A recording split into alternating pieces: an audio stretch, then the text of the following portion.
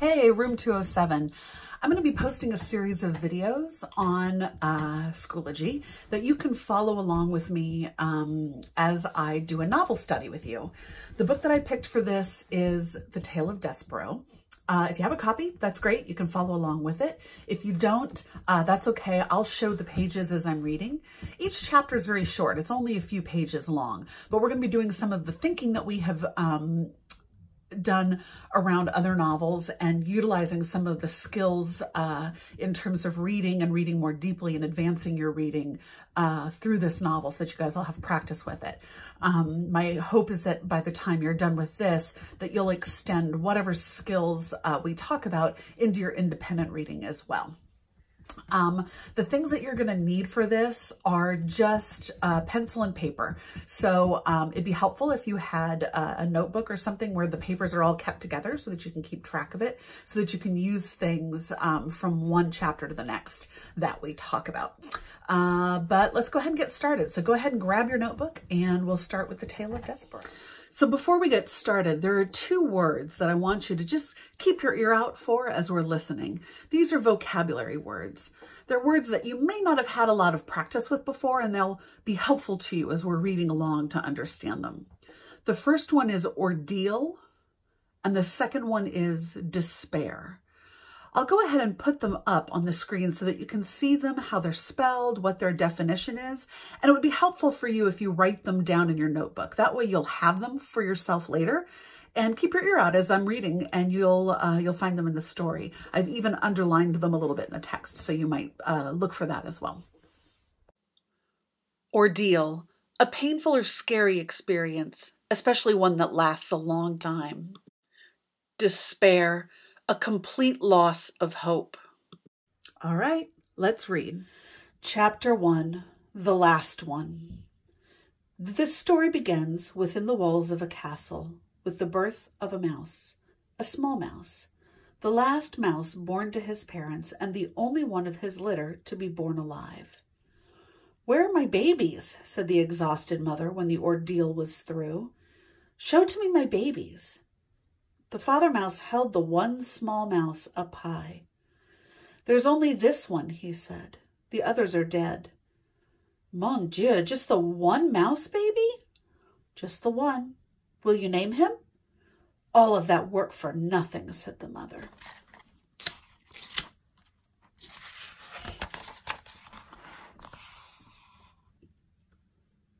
She sighed.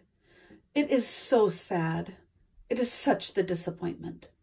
She was a French mouse who had arrived at the castle long ago in the luggage of a visiting French diplomat. Disappointment was one of her favorite words. She used it often. "Will you name him?" repeated the father. "Will I name him? Will I name him? Of course I will name him, but he will only die like the others. Oh, so sad. Oh, such the tragedy."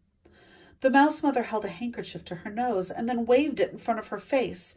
She sniffled. "I will name him, yes. I will name this mouse Despereaux, for all the sadness, for the many despairs in this place. Now, where is my mirror?" Her husband handed her a small shard of mirror. The mouse mother, whose name was Antoinette, looked at her reflection and gasped aloud. "To les," she said to one of her sons. "Get for me my makeup bag. My eyes are a fright." While Antoinette touched up her eye makeup, the mouse father put Despereaux down on a bed made of blanket scraps. The April sun, weak but determined, shone through the castle window, and from there squeezed itself through a small hole in the wall and placed one golden finger on the little mouse. The other, older mice children gathered around to stare at Despereaux. "His ears are too big," said his sister Merlot. "Those are the biggest ears I've ever seen."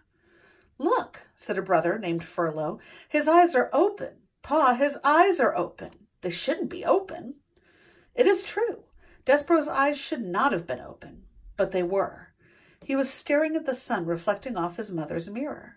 The light was shining onto the ceiling in an oval of brilliance, and he was smiling up at the sight. "There's something wrong with him," said the father. "Leave him alone." Despereaux's brothers and sisters stepped back, away from the new mouse. "This is the last," proclaimed Antoinette from her bed. "I will have no more mice babies. They are such the disappointment. They're hard on my beauty. They ruin."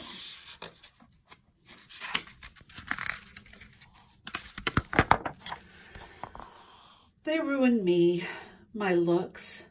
This is the last one. No more."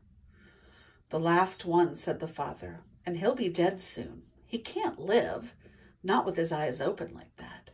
But reader, he did live. This is his story." So I'm going to show you my notebook so that you can get a sense of maybe what could be in your writing notebook as we're writing these things down about this novel. Let's take a look. So I started off my book by just putting the title of the book up at the top, The Tale of Despereaux.